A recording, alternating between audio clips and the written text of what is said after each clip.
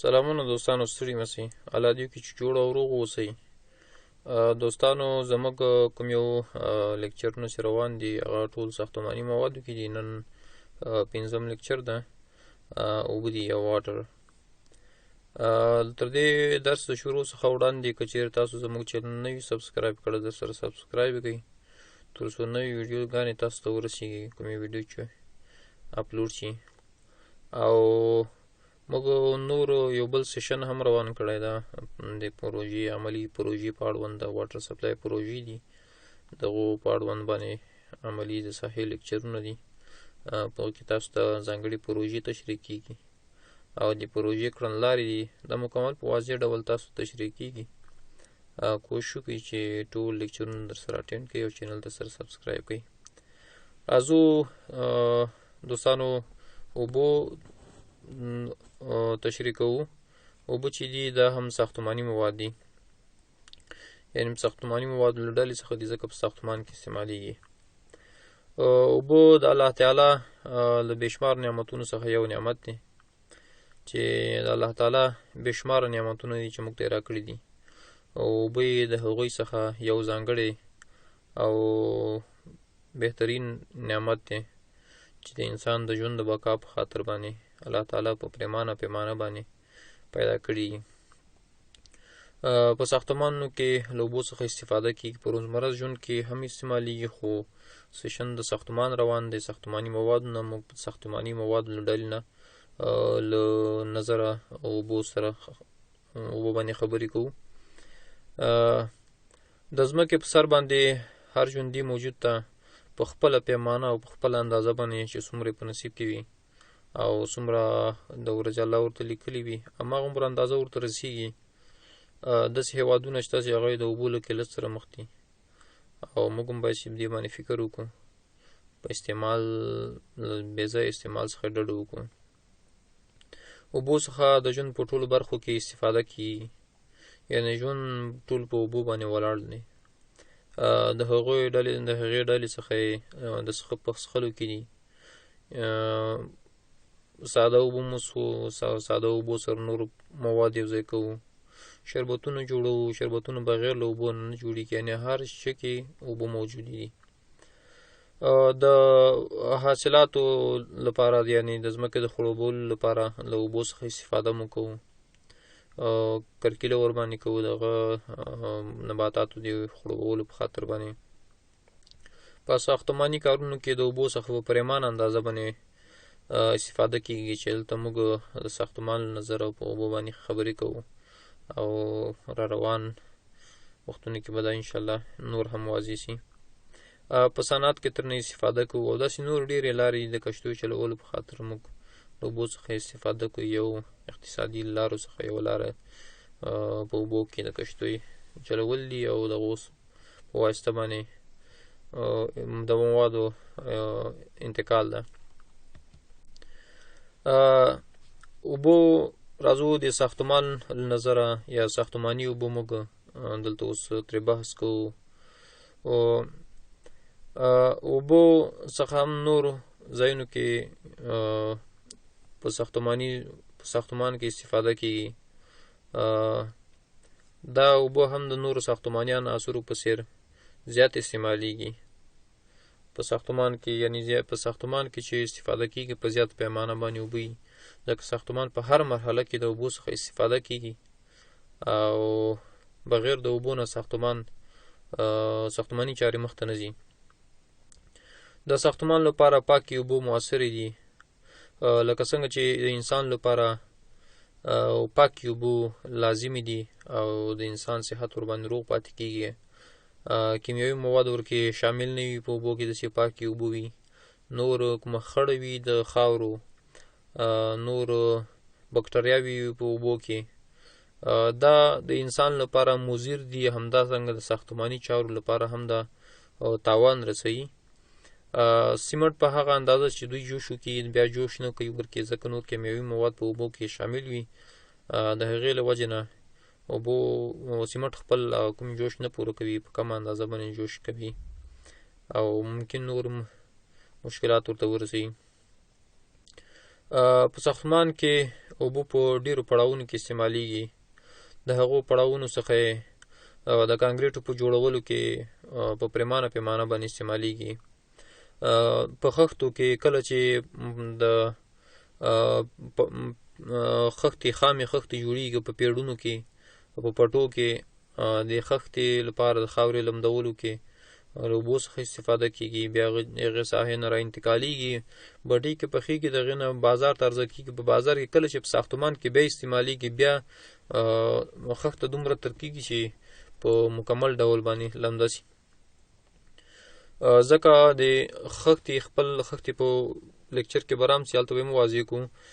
خښته خپله د اوبو جذبولو خاصیت لري. کله چې خښتې ته په کافي اندازه باندې اوبه ونه رسېږي او دا د مسالې سره یو ځای استعمال کړي، په ډېر کمه موده کې د مسالې څخه اوبو خښته جذبوي او مساله وچه پاتې کېږي او بیا مساله یعنی کانکریټ کوم یو PCC کانکریټ چې د بیا جوش نه کوي.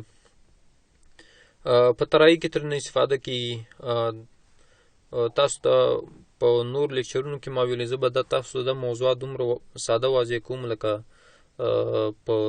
ګلکار چې موضوعات درته واضح کوي، دومره په ساده اصطلاحات باندې لکه تاسو چې روزمره ورسره مخ کېږئ. کتابونه تاسو ټولو لوستي دي، په کتابونو کې دغه موضوعات شته، خو بعضې په اصطلاحاتو باندې پوهېدل لږ مشکل وي. د دې په خاطر باندې په ساده الفاظو باندې تاسو د واضح کوم. طرایي کله چې پلستر کېږي، د پلستر نه وړاندې د خښتې دیوال ته یا د سیمنټو دیوال ته اوبه ورکول کېږي. تر هغه کله چې خښته وختي موږ دا خبره وکړه چې کله مساله خښتې ته کافي اندازه باندې اوبه ونه رسېږي، سیمنټ یا PCC مساله کې خښته استعمال سي، له مسالې څخه خښته اوبه جذبوي، مساله وچه پاتې کېږي، سیمنټ په خپله اندازه باندې جوش نه کوي. که چیرې طرایي موږ دیوال ته مخکې د پلستر د کولو نه ور نه کړو یا که ور هم کو په کمه اندازه باندې خاص دیوال لوند شي په اوبو باندې، په هغه وخت کې بیا هغه نه وروسته موږ کار شروع کړو، بیا په دې وخت کې هم هماغه مثال لري چې خښته اوبو جذبوي، نور مساله پاتې کېږي. هغه تر کم وخت کې هغه یعنی په کم موده بیا هغه سیمنټ پاتې کېږي، هغه پلستر هغه راولیږي بیا، ځکه اوبو ترېنه خښتې جذب کړي، د وچ پاتې شوی د جوش یې کړی، جوش یې کوي نه ده کړی خپل حد باندې، یعنې سیمنټ کمزوری که هر څومره قوي سیمنټ استعمال هم شي بیا هم پلستر را ډډېږي. اوبو ترېنه خښتې دې په خاطر اوبه ترې خښتې جذب کړي وي. اوبو څخه په صفایي کې، د کانکریټو په وینځلو کې، په کور کې کوم یو فرشونه سي دي د دې په وینځلو کې، په جوماتونو کې د جوماتونو د کاشوی په وینځلو کې ترنه استفاده کېږي. او داسې نور زیات ځایونه دي چې له اوبو څخه استفاده کېږي. که چیرې په پروژه کې د ساختمان لپاره پاکې اوبه استعمال نشي، لکه څنګه چې مخکې موږ ذکر وکړو چې اوبه ښه کیفیت ونه لري، د پروژې هغه کوم یو ریزلټ چې ده هغه کمزوری وي، یعنی سیمنټ په خپل اندازه باندې کوي، بیا جوش نه کوي. او که چیرې اوبه صفا وي نو هغه بهترین جوش کوي سیمنټ، یعنی پروژه ډېره بهترینه مخکې ځي. یعنی دلته بحث ټول له اوبو نه ده. په ساختمان کې د اوبو استعمال، یعنی اوبو په ساختمان په هره پروسه کې استعمالیږي، په کانکریټو کې استعمالیږي، د خښتې په جوړولو کې استعمالیږي، د خښتې په لګولو کې استعمالیږي، د پلستر څخه مخکې خښتې ته ورکول کېږي، په صفایي کې استعمالیږي، یعنی په هر پړاو کې د ساختمان چې کله نه جوړیږي له اوبو څخه استفاده ورکېږي. هغه اوبه چې په ساختماني چارو کې ترې استفاده کېږي باید چې لاندې ځانګړتیاوې ولري. هغه اوبه چې په ساختمان کې لکه مخکې چې موږ ذکر وکړو هغه خاصیتونه به اوس دلته واضح سي چې په ساختمان کې مؤثرې اوبه چې د ساختمان لپاره دي دغه ځانګړتیاوې دي. د ساختمان په جریان کې کله چې ساختمان لپاره کومې اوبه استعمالیږي هغه اوبه باید چې د څښلو لپاره مناسبې اوبه وي، دومره پاکې وي چې د څښلو لپاره استعمال شي. تروې یا تروشې یا مالګینې اوبه نه وي.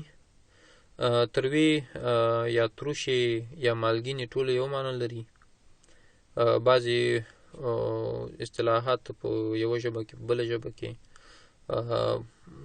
د هر چا هغه په نظر کې نیولې ده، اسلام په نظر کې نیولې ده. تروې هم ورته ویل کېږي، تروشې هم ورته ویل کېږي، مالګینې هم ورته ویل کېږي. باید چې دا ساختمان کې داسې اوبو څخه استفاده ونه شي.